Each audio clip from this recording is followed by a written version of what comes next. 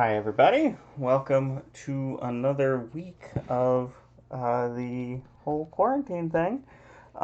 So, the last couple of weeks, we've been looking at ways humans impact marine ecosystems in terms of aquaculture and fishing. But this week, we're going to look a little bit more at some of the specific things humans are doing that are negatively impacting marine ecosystems. So, this week's stuff is kind of a downer. We are going to be looking at all of the things that humans are doing wrong. But the next unit, Unit 14, is hopeful. It's like, okay, we know we're doing poorly. What can we do about it? And that's what we're looking at next week. But this week we gotta deal with the sad stuff and the maybe upsetting stuff. So let's then get to it. All right. So by the end of this, hopefully you'll be able to explain how human activities change the atmosphere and the climate, how changes in the atmosphere drive climate and other changes in global systems, explain how human land uses can cause change in global systems, look at the different kinds of pollution that lead to global changes, and that's it. So, um, first off, um, let's look at sort of a general idea, which is called the greenhouse effect. So, um, the Earth is constantly bombarded by infrared radiation from the sun. That's why the Earth is warm. Uh, but the Earth is actually warmer than it would be otherwise because of the Earth's atmosphere. So there are certain gases in the Earth's atmosphere that actually trap uh, this infrared radiation in the Earth's atmosphere, acting almost kind of like a blanket. So blankets don't make you warm, but it keeps your body heat inside of the blanket. So it actually allows the Earth's temperature to be warmer than it would be otherwise without these gases. And this is a good thing because without this, the Earth would be considerably colder, and life as we know it would not exist on the Earth without the greenhouse effect. So this diagram shows the general proportions of the greenhouse effect. So um, where the sun is on average, there is about 343 watts per square meter of energy on that gets put onto the Earth's surface, and some of that bounces back off, or I'm sorry, emitted by the sun, not on Earth's surface, not quite yet. So some of that bounces off the atmosphere. Actually, about a third of it bounces off the atmosphere and just goes right back out into space. So the Earth's atmosphere um, already reflects some of this infrared radiation. That leaves about 240 left to go through the atmosphere. About half of it actually gets to the Earth and is absorbed by the Earth. So um, if you go out on a hot day, the ground can be hot. That's exactly what's happening. The substances on the Earth, whether it's water, whether it's rock, are absorbing this radiation. Um, about 168 of it of the 240 that gets there is absorbed. Um, some of it actually gets reflected back off of the atmosphere, or I'm sorry, off of the Earth's surface as well. It's reflected back, and then some of it is actually re-radiated back as infrared. Um, but if there were no greenhouse gases in the atmosphere, all of this would go right back out into space, and we would have a net zero input of solar radiation in terms of heat. But because of the Earth has this layer of greenhouse gases, uh, some of it actually gets absorbed and re-emitted by those greenhouse gases and put back toward the Earth's surface. So it's and infrared is interpreted by objects as heat. So when we're talking about infrared radiation, we're really talking about heat. So these are the major greenhouse gases in order. So these are in order of abundance and in order of impact on the Earth's atmosphere, just because of abundance. So number one, well, you notice water. We don't usually talk about water as being a greenhouse gas. But it is actually the most important greenhouse gas. Remember, way back at the beginning of the year, we talked about water having a very high heat capacity, which means that water can absorb a lot of heat and it can also store and irradiate a lot of that heat. Again, that's why in the winter, it's usually milder winters, so slightly warmer winters near the coast, because we have the ocean. And we usually have slightly milder summers, so it's usually cooler here than it is in Orlando, in other places in the interior of the state, because we're so close to the ocean.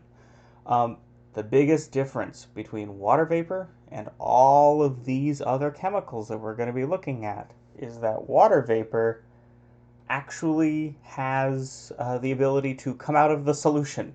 So water vapor when there's too much water vapor in the atmosphere, it condenses and falls as rain. So there is it's very difficult to get a ton of water into the atmosphere without it raining.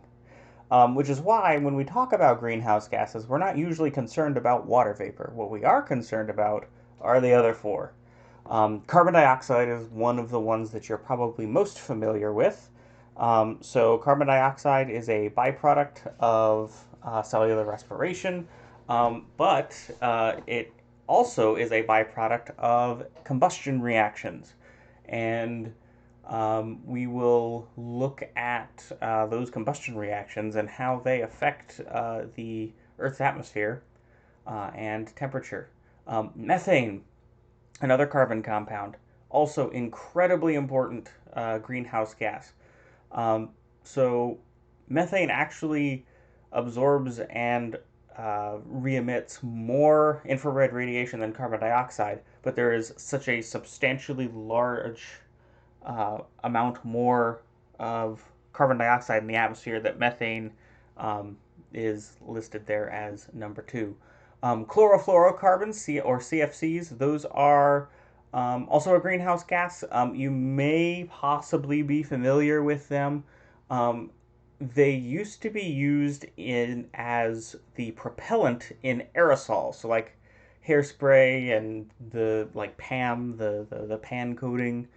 That used to be the thing that they charged these cans with, and they were allowed you to spray instead of having to use a pump, like maybe with a cleaner bottle where you have to pump. So these chlorofluorocarbons reacted with another chemical in the atmosphere, which is called ozone. Ozone absorbs in ultraviolet radiation, and you may have heard of the hole in the ozone layer. There was it was getting very large in the 1970s, so we figured out that it was chlorofluorocarbons from, among other things, aerosol cans, although the biggest thing was from industrial air conditioning, which used chlorofluorocarbons as the thing that actually made it cooler. And so in the 1970s, the world got together and we banned the use of chlorofluorocarbons in pretty much every aspect of our lives, whether it was the aerosol cans or in pretty much every industrial setting that it wasn't absolutely required, that there was no alternative to. And we are now to the point where the hole in the ozone layer over Antarctica is the smallest it's ever been. So that's one way, all the countries around the world can agree on something and actually see results. It sometimes takes a while. It's been 50 years, but we're making progress. And then the last one we're going to look at is nitrous oxide, so N2O. And nitrous oxide is it's a major component of the what we call smog, which is a combination of smoke and fog. You'll see that in a lot of major cities. It's a very important part of air quality. All right, so this all gets to this idea of climate change. You may have heard this called global climate change or global warming. Both of those are correct in terms of what is happening. It's just that it's more of a cause and effect sort of thing. So the Earth's climate is getting warmer. So about increase of one, it's actually closer to 1.5 now degrees Celsius over the last 150 years in terms of the average global temperature. And 150 years is about the amount of time that we have reliable worldwide data. So the Earth is warming, and it is because the Earth is warming, that's global warming, the climate of the Earth is changing. So global warming is the cause, climate change is the effect. So we're gonna look at the data behind this. This is one of those things where it can get politically heated, but one thing to remember is that there is no doubt within the scientific community that the Earth's climate is getting warmer, that this is causing the climate to change, and that humans are largely responsible for this. This is not a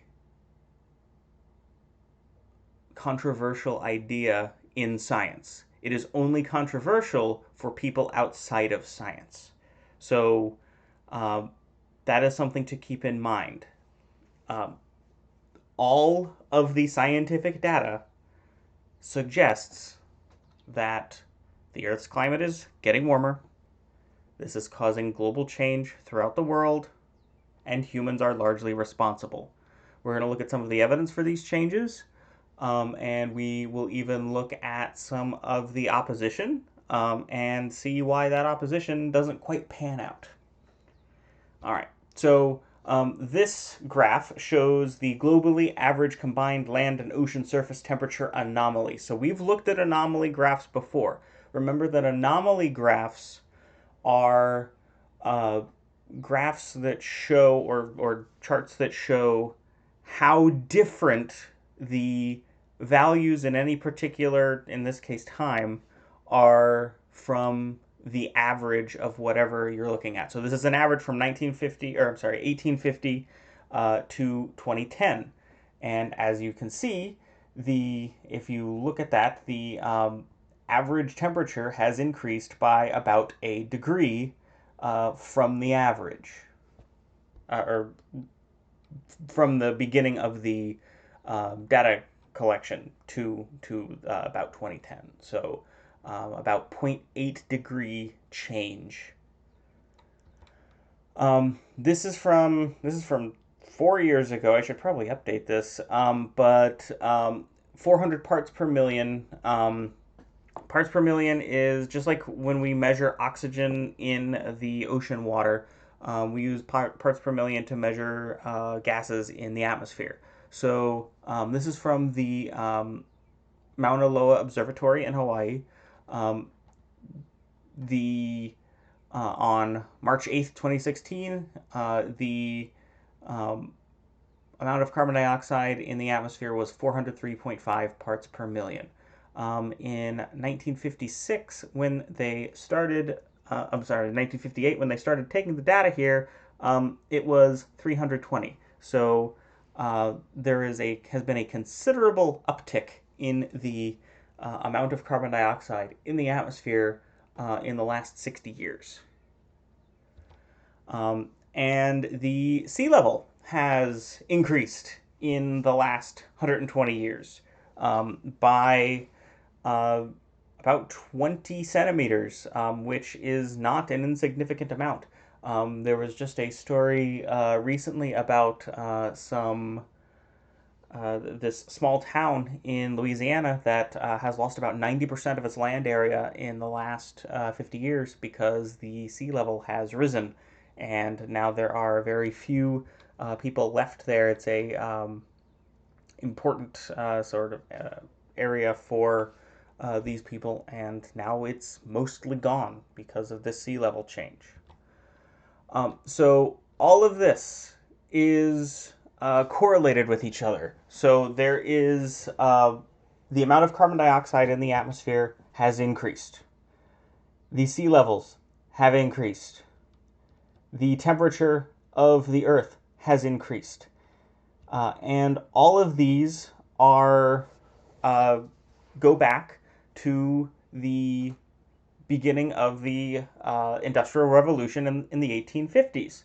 So when we started to burn fossil fuels, things like coal, oil, natural gas, gasoline, when we started to burn those things, the amount of carbon dioxide in the atmosphere started to increase. And when that happened, the temperature of the Earth also started to increase. So these things are very much related to each other. So at the end of the day, the scientific consensus is that humans are burning fossil fuels to run everything. So again, coal, oil, natural gas, gasoline. This burning of these fossil fuels puts carbon dioxide into the atmosphere. Carbon dioxide, being a greenhouse gas, will then trap more solar radiation in the Earth's atmosphere than it would before because there's more of it. So, the major cause of global warming and therefore climate change is humans burning fossil fuels in the last 150 years. Again, this is the scientific consensus, and that doesn't mean that this is what scientists believe. This is what experimentally and looking at the data, all of the data point to this. So, what is the data? What does that actually look like? We take ice cores. We've talked about ice cores a couple times, and we also talked about coral cores. So, it's very much like what we saw with the coral reefs. Ice cores. So we go to places like Antarctica and Siberia and the Arctic where there's a lot of ice, and especially Antarctica where that ice is permanently frozen once it's placed onto the ground. And we take a big drill, just like with the coral cores, and we drill down. And one of the cool things about water is because water solidifies so quickly, it can actually trap bubbles. If you've um, made ice in your freezer, you may have noticed that there are trapped air bubbles in that ice. Those trapped air bubbles have this trap the atmosphere as it was at the time of the freezing, as assuming it never refroze. And because we're looking at Antarctica, which has been frozen for at least a few million years, we're pretty sure that it hasn't. You can actually test the air in those bubbles, and that will give you direct measurements of the atmosphere from thousands or hundreds of thousands of years ago. It's really cool that we are able to do this. The current rise in temperature and carbon dioxide correlate with a period of industrialization, and the steepness of the increase is without precedent in the record. So when we look at all of this information from these ice cores, when we look at all of the information from direct measurements from weather stations around the world, one thing becomes very clear. Yes, the atmosphere of the Earth has been considerably warmer.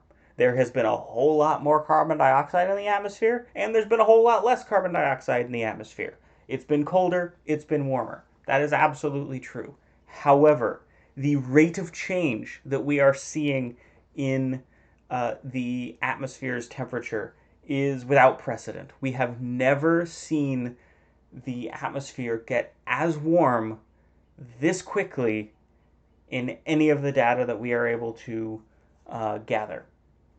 So that's what is worrying. We have had about 1,000 years worth of climate change in the last 75 years. So 75 to 100 years. So we are changing at 10 times the typical pace.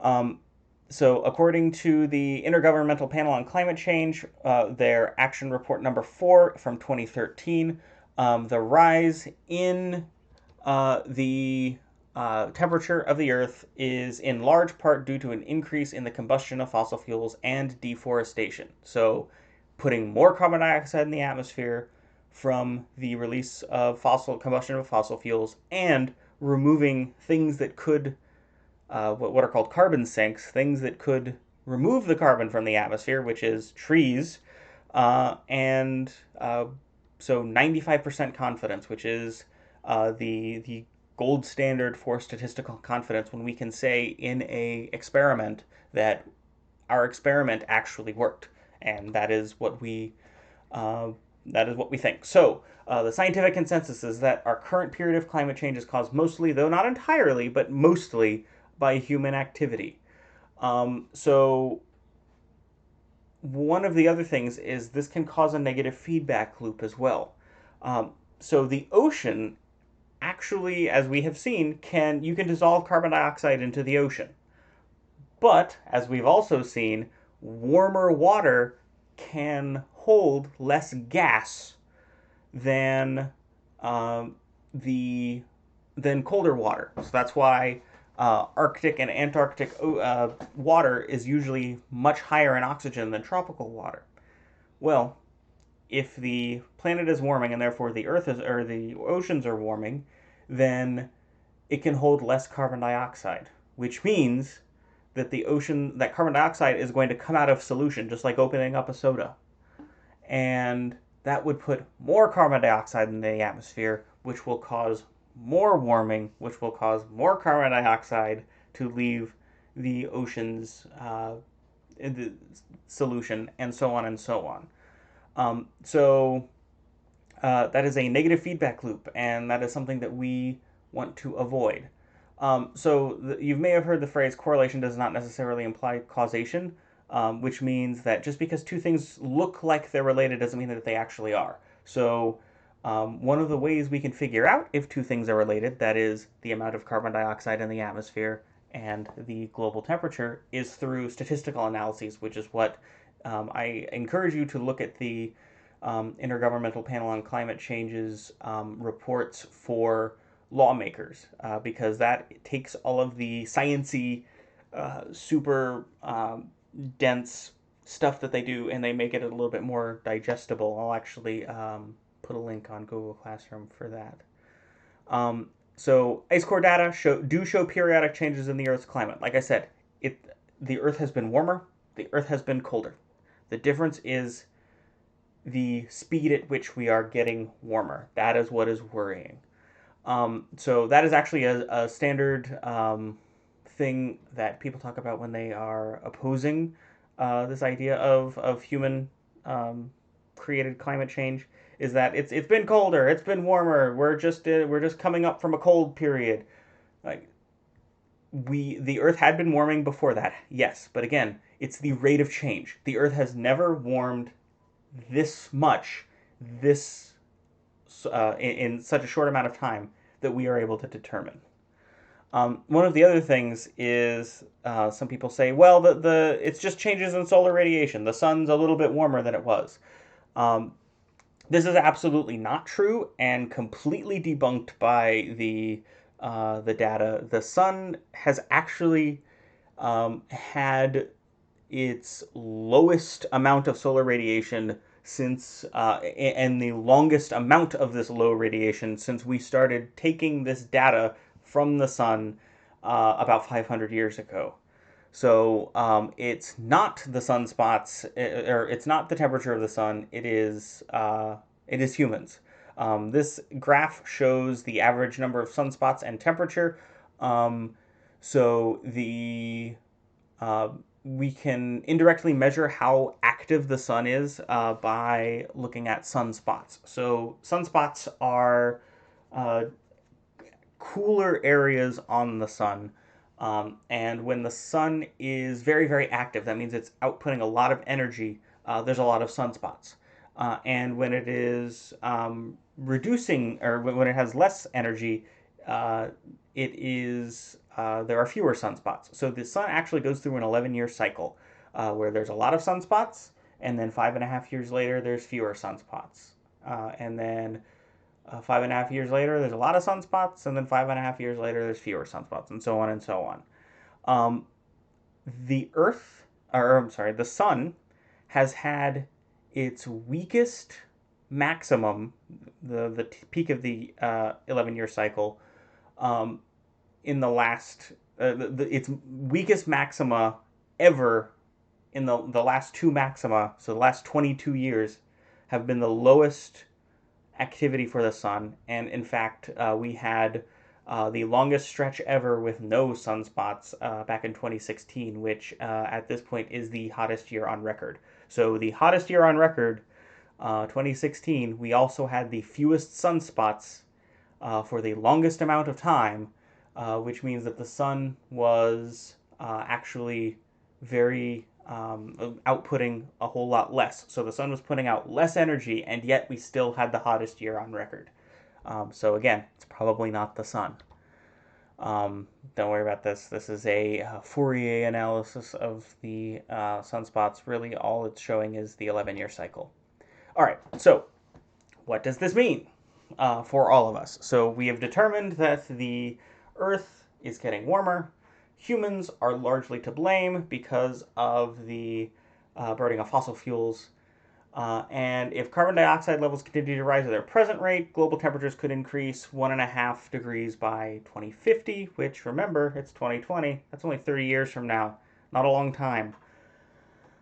This would mean rising sea levels, melting glaciers, lots of coral bleaching. Remember coral and how they don't do well in very warm temperatures? Well, we're seeing tons of bleaching already, and something like 80% of the Great Barrier Reef in Australia is bleached, and there's no getting it back.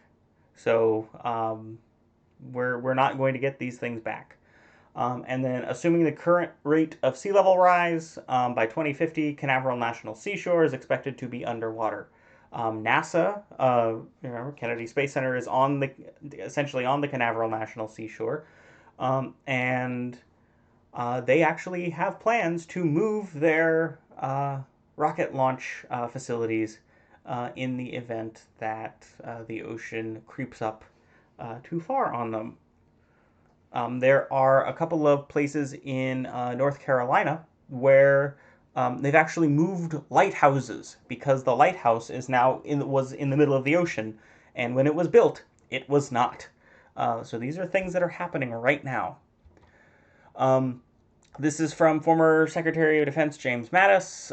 Climate change is a challenge that requires a broader whole of government response. I will ensure that the Department of Defense plays an appropriate role within such a response by addressing national security aspects. So it's a national security issue. The oil industry. So ExxonMobil says that the risk of climate change is clear, and the risk warrants action. Increasing carbon emissions in the atmosphere are having a broad effect. So the oil industry says they're responsible for climate change. The auto industry, this is from Ford Motor Company. Climate change is caused by the increase of greenhouse gases such as carbon dioxide in the Earth's atmosphere. The increase in the atmospheric concentration is primarily caused by burning of fossil fuels, including gasoline and diesel used to power automobiles. More from the oil industry. This is from BP. The IPCC states that warming of the climate is unequivocal, in large part due to increase in greenhouse gas emissions from human activities. So these are all organizations. Boeing. Climate change is a global challenge. Increases in carbon dioxide concentration are expected to lead to rising global temperatures and climate changes. These are all companies and individuals that it is these people you would expect to be against this whole idea, and yet here we are. They are saying that it is humans, that it is burning of fossil fuels, and that something needs to be done. What can be done, we'll look at next week. So, switching gears from climate change, now we're going to look at various effects humans have on the marine ecosystems that aren't climate change related. Oil pollution. So this can come from lots of different things: oil tankers spilling, pipeline spills, urban runoff. So pipeline spills being like there is a pipeline that is trying to be built down from Canada into the Gulf of Mexico, so that from where they're um, getting the oil in Canada to where they refine the oil in Texas, Louisiana.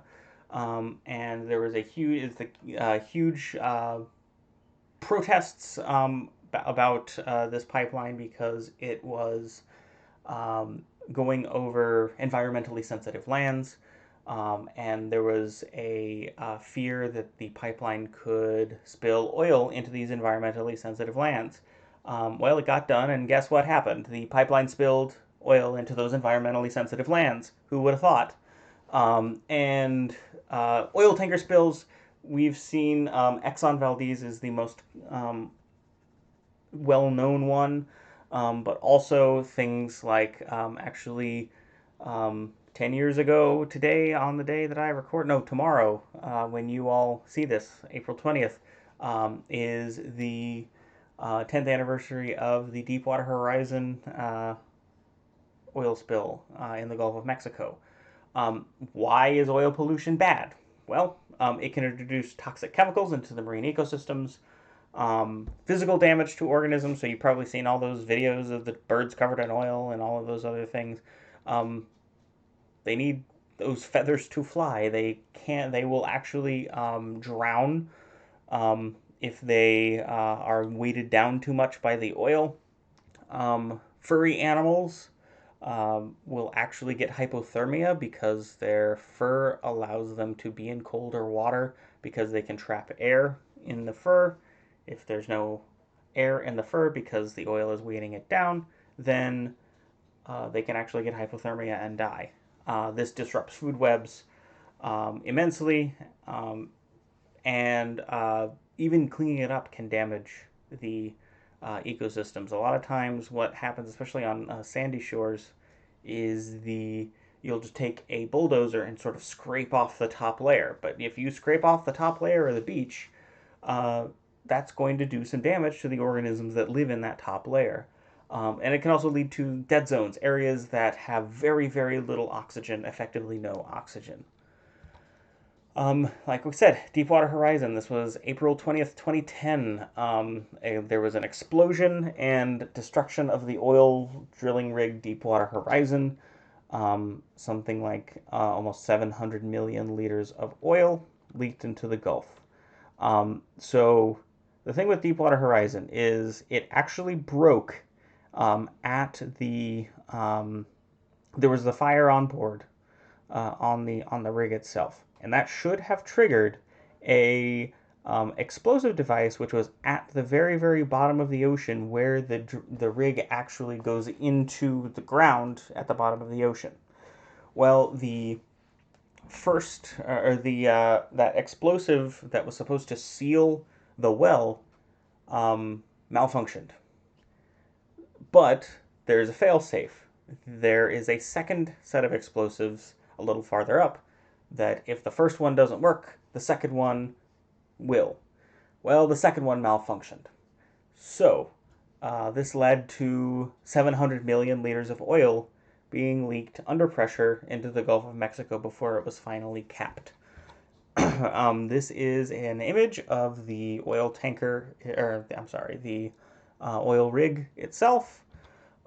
This is the extent at its highest point of the um, area that was affected by the oil spill. So all of this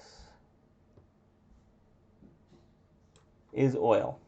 And in fact, a few months later, so just to give you an idea of where we are, this is Mobile Bay. Here is New Orleans. This is the Mississippi River right here. So a few months after this, we were actually getting balls of tar, which is oil that has chemically reacted with the ocean water and heat and light and all that, washing up on our beaches. So if you look at this little map here, it actually was able to get up and around. So we here actually got some effects from Deepwater Horizon. Here are other oil spills. You don't need to know the individual ones. Exxon Valdez is one of the most widely known ones. Um, and in Prince William Sound off the coast of Alaska, a lot of the in 1989, a lot of the more this is one of the more famous ones. Amoco Cadiz is a really fascinating one. I suggest you look up some pictures of that because the ship is just like right off the coast of France and it like broke in half. It was really bad. All right, so next thing. Is desalination. So, desalination is actually the process of removing salt from seawater to get fresh water. This is a great idea. This actually works really, really well. It's expensive, but we are able to tap into another effectively limitless supply of water because right now all of our fresh water, all of our drinking water, water for crop irrigation, all of that either comes from surfaces like lakes and rivers, or comes from groundwater, so aquifers. So Florida has a very famous aquifer, the Floridan aquifer, where we get a lot of our water. If you live in a place that is serviced by the city of Cocoa, their water comes from wells that are drilled near Orlando. And so they take water from the ground, pump it up, process it, and that's what you are drinking. If you live so if that's Vieira, Rockledge, Cocoa, all of that, Merritt Island gets some parts get their water from the city of Cocoa. If you live in a place that's serviced by the city of Melbourne, so south of Vieira, so the southern part of Vieira and Melbourne, you get your water from Lake Washington, which is a just a wide area on the St. Johns River. But if we, but that's about a tenth of a percent of the actual amount of water on the earth is able to be used for drinking. If we could take advantage of the ocean water is essentially unlimited, but it's salty. So we have to remove those salts from the seawater for drinking or for crop irrigation, and that's desalination. It's very expensive. It's carried out frequently by a process called vacuum distillation. So essentially, what that is, remember that the boiling point of any substance is determined by temperature and pressure. And so in vacuum distillation, we reduce the pressure, which reduces the temperature required for a substance to boil. So we can actually remove the we can boil the water at a much lower temperature, which allows us to capture that steam and condense it back into just pure water. But this leaves concentrated brine, so very, very high salt water. What we typically do with that is we just put it back into the ocean. Unfortunately, this concentrated brine is very, very dense, so it tends to sink. So any organism living on the bottom of the ocean will not be able to survive because of the water is too salty. Common question that comes up is why don't we just use it for like sea salt? Well, sea salt is remember that the salt in the ocean has a particular composition, and some of those compositions don't taste very good depending on where you are.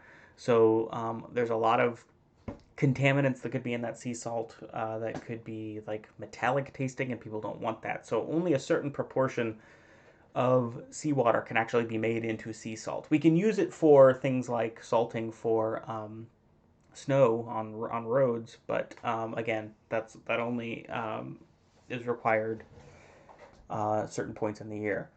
There's waste chemicals that could get into the water. By pumping this water out, we're moving up sediments and drawing these organisms into the intakes.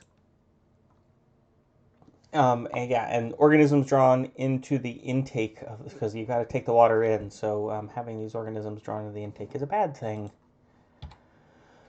This is a view of a desalination plant. Actually, the city of Tampa uses desalination as a backup for their typical surface water facilities when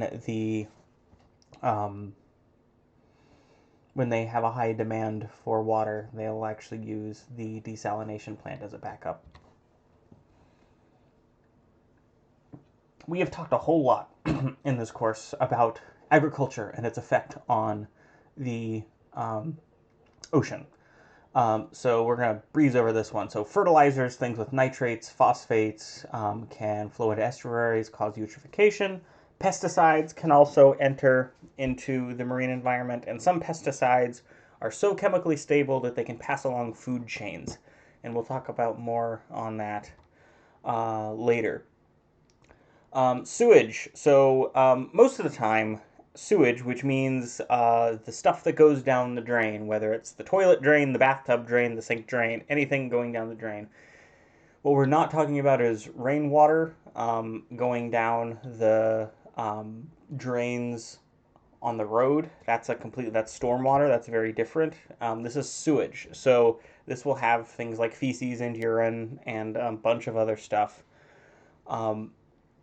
Most of the time, sewage is treated before it gets to the ocean. So that's what we do here. It goes when you flush the toilet, when you take a shower, when you use the sink, it goes to the water treatment plant. They'll treat the water, they'll remove all the contaminants, and then they'll pump the water back out into a body of water, a natural body of water, or they will use that water and do what's called reclaimed water. And they'll pipe it directly to things for like irrigation. It has a lot of stuff in it, like organic matter, phosphates, nitrates. We've seen that with agriculture, so similar issues. Detergents contain phosphates, microorganisms. So human waste has human diseases. So raw sewage being pumped into waterways can spread diseases a lot. Here are the major components of sewage and their effects. I'll leave this up here. You do need to know these. I'm not going to read them for you, but you do need to know these. Dumping and refuse. So this is what we've been talking about so far has been pollution. So pollution, when we're talking about, and for this class, we're talking about chemical pollution. So contaminants getting into the water. Refuse, litter, dumping, these are the solids. So dumping at sea, it used to be a method to get rid of a lot of industrial waste, trash. We just sort of like dump it into the ocean. But as we have seen, plastic degrades very slowly, and there's a ton of plastic in the ocean. Wildlife eats it. It doesn't get past. They die. It's a whole thing. So reducing the amount of plastic used is important. This used to be an albatross. So you can see the wings here, and it is just full of plastic. Here is a beach in the UK, just full of garbage. And but the biggest the single most um, important rubbish that gets put into the ocean is discarded fishing gear. That is that kills more organisms than any other thing. So this is a turtle stuck in a fishing net. Dredging. Dredging is a process used to keep shipping lanes clear. So essentially, what you're doing is you're taking all of the sediment that has been laid down either naturally or what have you in a waterway, and then removing it. Um, Sometimes this can be a good thing where you may have heard that we are dredging the Indian River Lagoon. We are actually removing a layer called muck, which has a lot of nutrients in it, which is a bad thing because it's causing all the algae blooms and all of the problems that we've been having. And also, seagrasses can't implant into the muck. So we're removing that. But um, sometimes, especially in things like ports, the uh, material that has been dredged can have toxic metals in it, and that could put those toxic metals back up into the water column, which can get into other living things. There's also physical damage to the ecosystems by just tearing up the bottom of the ocean. Anti-fouling paint is another thing. So anti-fouling paint. So when we talk about a boat and fouling, what we mean is living things attaching to the boat, like barnacles, and causing damage. So that's fouling. There are special paints with which we can paint the hull of the boat, and that will discourage chemically the growth of these organisms. We used to use a substance called tributyl tin, TBT. And it worked really well as an anti-fouling paint. Unfortunately, what it does is it causes a condition called imposex on economically important mollusks like oysters. So remember when we talked about reproductive habits that oysters and clams and that sort of thing have both male and female sex parts, but they don't use them at the same time. What TBT seems to be causing is that the male sex organs are growing on top of the female sex organs, which renders them both useless. And when the oysters and things can't reproduce, then that could be a problem economically. This is a very fouled boat. As you can see, lots of growth of stuff on there. So we have other options, and internationally we've agreed to stop using TBT-based anti-fouling paint on the hulls of ships. In fact, in January of 2008, the European Union, which is the third largest economy in the world when taken as a whole, banned the presence of TBT-based anti-fouling paint on ships that are entering EU ports, which effectively banned it worldwide. Because if you're not going to be doing commerce with the third largest economy in the world, you're not going to be making very much money. Shipwrecks and dive wrecks. We're actually going to talk more about shipwrecks and dive wrecks later on next week. But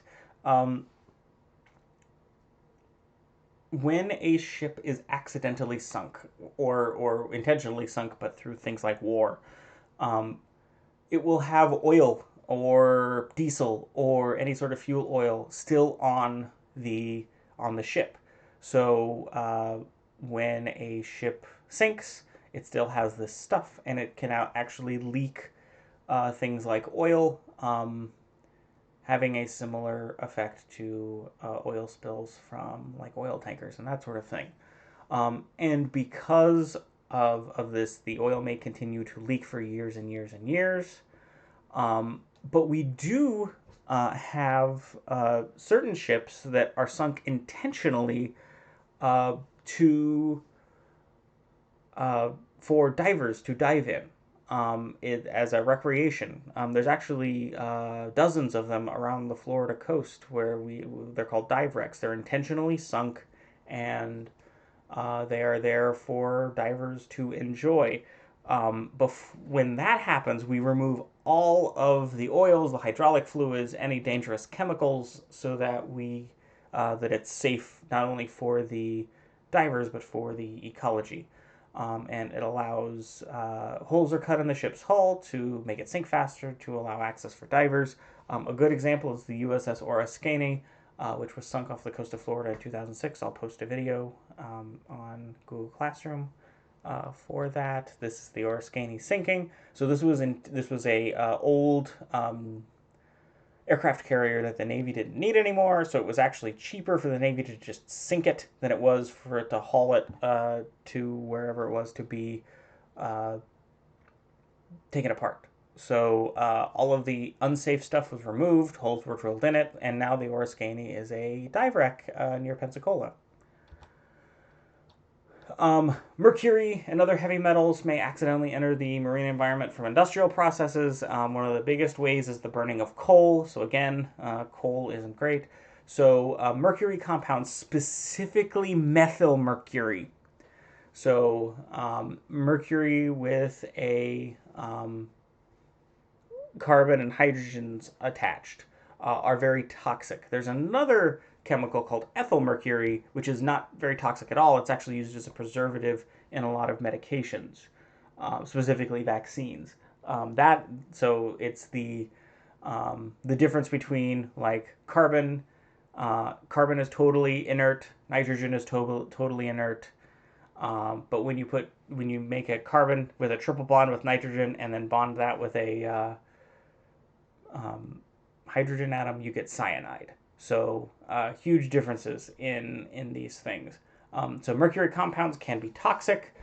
They can do what's called bioaccumulate, which means that these mercury compounds, specifically methyl mercury, when it gets into a living thing, it doesn't leave. The organism doesn't have, most living things on Earth don't have the ability to remove these heavy metals like mercury.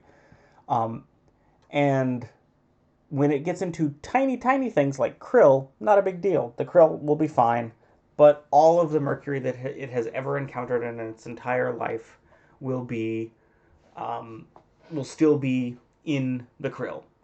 But thousands and thousands and thousands of krill are eaten by an individual whale. So all of that mercury in each of those individual krill will go into that whale. That whale doesn't have the ability to remove the mercury either. So all of the mercury that those krill have ever eaten in their entire lives is now in the whale, and this is called biomagnification. Mercury poisoning can cause what's called Minamata disease, which was discovered in Japan. And so it's a neurological disease when it's mercury poisoning, essentially. The concentration of mercury can increase at each trophic level. So let's look at this. So phytoplankton, let's say each phytoplankton has one unit of mercury. All right, 1 unit of mercury. Each zooplankton in its entire life, let's say, just for the sake of convenience, let's say each zooplankton eats 100 phytoplankton in its life. So that means every individual zooplankton will then have 100 units of mercury in its body, right? And let's say each small fish, and remember, this mercury doesn't go away. So we have a tiny amount of mercury in each individual phytoplankton, but it can't get rid of it. So it goes into the zooplankton. The zooplankton can't get rid of the mercury either. So let's say the small fish eat 100 zooplankton in their whole life. Again, not a reasonable number, but we're doing it for the sake of comparison. So that means that for every small fish will have 10,000 units of mercury in it.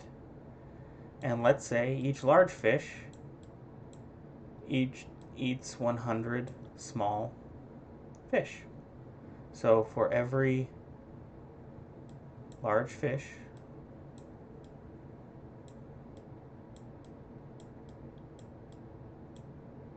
we'll have 1 million units of mercury in it. So we start out as not a whole lot in the ecosystem. But then through this process of biomagnification, as you move up each trophic level, you will increase the amount of mercury. So that's why it's better to eat fish lower on the food chain, like sardines and anchovies and small oily fish like that, than it is to eat these large fish like tuna.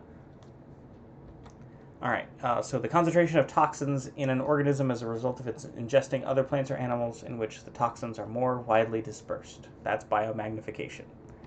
All right, and that is it. This was a long one. So stay safe out there. I will hopefully talk to you all soon.